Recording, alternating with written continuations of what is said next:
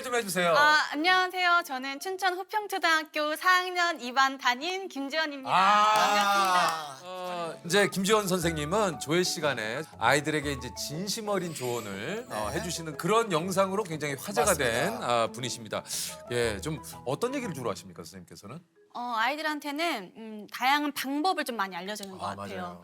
사과하는 방법, 거절하는 방법, 그리고 친구들하고 잘 지내는 방법. 그런 친구 관계에서도 아이들이 굉장히 많이 고민을 해서 맞아요, 그 부분을 맞아요. 관찰을 하고 좀 필요한 말들을 해줍니다.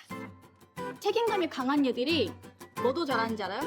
잘못했을 때 사과도 잘해요. 그러니까 내가 사과해야 될 상황이면 자존심 같은 거 안 부리고 정성스럽게 최선을 다해서 사과하는 거예요. 이게 이제 특히 아이들을 위해서 하는 그 이야기인데 어른들, 우리들도 사실은 이제 보면서 야, 무릎을 치게 만들고 때로는 또 감동도 있고 선생님 영상에 어렸을 때 이 말을 들었다면 내 삶이 달라졌을 것 같다. 이런 댓글들이 굉장히 좀 많아요. 네.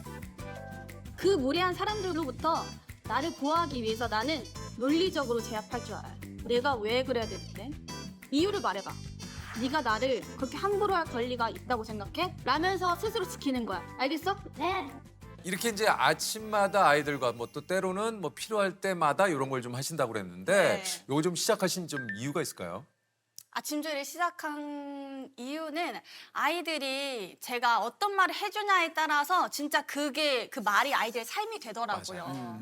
그래서 제가 초등학교 맞아요. 3학년 때 선생님께서 해주신 말씀이 1년의 시작은 1월, 그리고 한 달의 시작은 1일, 그리고 일주일의 시작은 월요일이고 월요일. 하루의 시작은 아침이다. 그래서 아침을 어떻게 보내냐에 따라서 하루가 달라진다라는 말씀이 아직도 기억이 남아요. 그래서 그때의 말씀을 기억하면서 내가 아침에 이렇게 이야기를 해줘야 아이들의 시작이 상쾌해지겠다. 그래서 진짜 했더니 아이들의 눈빛이 달라지고 이런 거 한번 하자. 나는 이런 거 한번 하면 애들이 눈빛이 맑아져 있고 더 웃음기가 띄워져 있거든요. 아, 그래서, 진짜 네. 그럴 것 같아요. 본인 스스로의 자존감을 높이기 위한. 네. 예. 이게 따라해 주시면 되는데요. 이게 따라해 볼게요. 예. 애들한테 따라하라고 하는데 자 여러분 선생님 따라하세요. 따라하세요. 나는 내가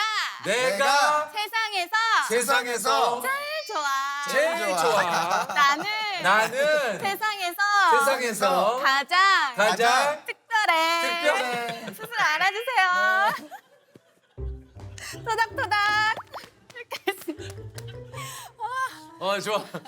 좋아요. 이건 함께 해야 좀 맞아요. 그죠. 네. 그리고 아이들이 다 같이 떼창으로 이야기를 할 때 막 뭉클해지거든요. 뭉클하지. 또 아이들 목소리는 다르잖아요. 다르죠. 네, 네. 하면서 저도 막 뭉클하고.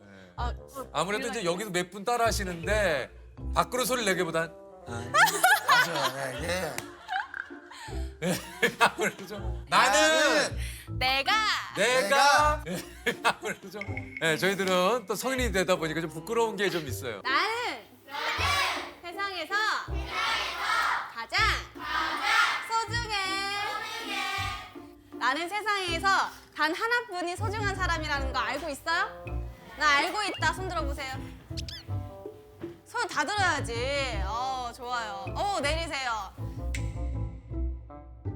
아이들의 반응은 좀 어떻습니까? 아이들이 가끔씩 오늘은 아침 조회를 제가 일이 있어서 패스했다. 그러면 선생님 오늘은 선생님 띵언 못 들었어요. 띵언이라고 하는구나. 띵언. 내일 띵언 기대할게요. 내일 띵언 기대할게요. 네. 아니 그런 게 좀 반응이 좀 좋다고 그래요. 거절할 때. 맞아요. 예. 세 가지 유형으로 나눠서. 네, 그런 구체적인 방법들에 대해서 맞아요. 많이 해주시더라고요. 예, 이게 진짜 굉장히 좀 좋을 것 같아요. 사회생활하면서 사실 거절하는 게 참 쉽지 않잖아요. 사실 맞아요. 어른이 돼서도 제일 어려운 게 그거예요. 네. 호의를 가지고 뭔가 이제 사실은 상대방은 얘기를 했는데 이것을 어떻게 내가 거절해야 될까? 네네. 그죠? 네, 그래서 댓글에도 어른인 제가 이제야 깨닫는다고 네. 하시는 분들도 많아요. 그게 진짜 좀 어려워요. 그거 좀 얘기를 좀 해주시죠, 선생님. 그 세 가지 상황으로 나눴는데 네. 첫 번째는 친구가 나를 위해서 세호야 좀 더 먹어 했는데 맞아. 세호는 배가 부른 거예요. 근데 미안해서 난처해. 어떻게 해야 되지? 이걸 할 어떻게 때는 거절해야 될지. 간단하게 괜찮아 고마워라고 해주면 다 끝나 얘들아 이렇게 이야기를 해주면 애들도 간단하네 이렇게 생각하거든요. 그리고 두 번째는 친구가 나한테 부담되는 요구를 했을 때. 아 그런 거 좀 부담스럽죠. 네, 체육대회 때 간식 많이 받잖아요. 어. 그래서 한 친구가 열심히 뛰어가지고 간식을 받았는데 친구들이 막 몰려들어요. 나 하나만 줘, 나 하나만 줘 해서 다 줬는데 주다 보니까 내 거는 하나만 남은 거예요. 나도 먹어야 되는 거지. 네, 어. 근데 그때 또 친구가 와서 나도 하나만 이러는데 다른 친구도 다 줬는데 또 안 주고 미안하고 미안하죠. 나는 먹고 싶고 이러니까 네. 되게 난처해하는 거예요. 그렇죠. 그럴 때는 자기 상황을 이야기를 해라. 나도 아직 하나도 못 먹어서 나 먹고 싶어. 그 다음에 너무 그렇게 미안하면 미안해라고 한마디만 붙이면 하면 돼. 된다. 네, 상황 이야기하고 미안해 하면 친구들도 이해해 줄 거야. 라고 맞아요. 이야기합니다. 그리고 또 한 가지는 네, 마지막은 친구가 명령할 때 이제 함부로 아. 나를 부리려고 할 때 어. 이럴 때는 예를 들어서 청소 시간에 청소하세요 했는데 야 빗자루 갖고 와 하는 거예요. 그러면 절대 빗자루 가지러 가면 안 되거든요. 근데 그게 반복되면 만만하게 보거든요. 어. 그래서 친구는 명령하는 관계가 아니야. 그리고 친구가 나한테 그렇게 이야기를 했을 때는 싫어. 네가 해. 내가 왜? 이렇게 이야기를 해라. 싫어. 단호하게. 네가 해. 네가 해. 왜? 내가 왜? 네. 어. 자기의 일을 스스로 하자. 그래. 맞아. 그래서 그런 것들은 딱 끊어서 거절을 해야 친구 관계에서 끌려다니지 않는다라고 이야기를 해줍니다. 그렇죠. 아주 중요한 거잖아요. 맞죠? 그러니까 선생님이 진짜 얘기하신 대로 어떻게 할까 뭐 이런저런 생각을 많이 할 때 이런 게 떠오르면 사실 그렇게 한번 해보면 되잖아요. 네. 아니, 이게 사실 이 칭찬이라는 말도 또 굉장히 또 많이들 하잖아요. 근데 이게 칭찬은 얘기를 많이 하는데 막상 칭찬을 어떻게 해야 될지 모른다. 칭찬하는 방법을 모르겠다. 이러는 경우도 좀 있어요. 네네. 야, 어떻게 하면 좀 칭찬을 할 수 있는 겁니까? 저는 주로 아이들을 칭찬하기 위해서 많이 관찰을 하는데요. 음악 시간에 애들이 정말 힘들어하는 게 리코더예요. 아 힘들죠. 네, 근데 제가 피아노 치고 애들은 끝까지 한 곡을 불러라고 이야기하면 아이들이 리코더를 특히 못하는 아이들은 포기해요. 포기하고 중간에 그 길을 잃어버리면 그냥 리코더를 놓고 그 곡이 끝날 때까지 가만히 있거든요. 왜냐면 내가 방해될까 봐. 네. 그리고 그냥 좌절하는 거예요. 맞아요. 난 안 돼. 근데 그럼에도 불구하고 틀려도 잠깐 쉬었다가 다시 악보 찾고 또 들어오는 아이들이 있었어요. 근데 끝까지 부른 거죠. 잘하는데? 빠르게 해볼게요. 딱 부른 다음에 세호야 하면 세호가 긴장해요. 나 혼나나? 근데 선생님이 세호가 중간에 틀렸는데 끝까지 다시 도전해서 부른 거 봤어. 맞지?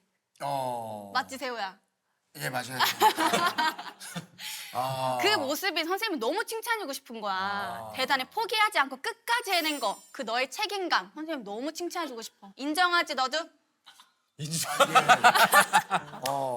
근데 진짜 세호 선생님 같아. 근데 사실 만약에 제가 그 당시 학생이었다면 사실 선생님이 이렇게 얘기를 해주시니까 내가 포기하지 말아야겠다. 다음 시간에는 이걸 내가 좀 더 연습해서라도 이걸 좀 끝까지 해봐야겠다는 생각이 드네요. 그리고 중간에 포기했던 나도 그런 생각이 들고 선생님이 저것도 칭찬해 주시는구나. 네. 아 저런 얘기구나.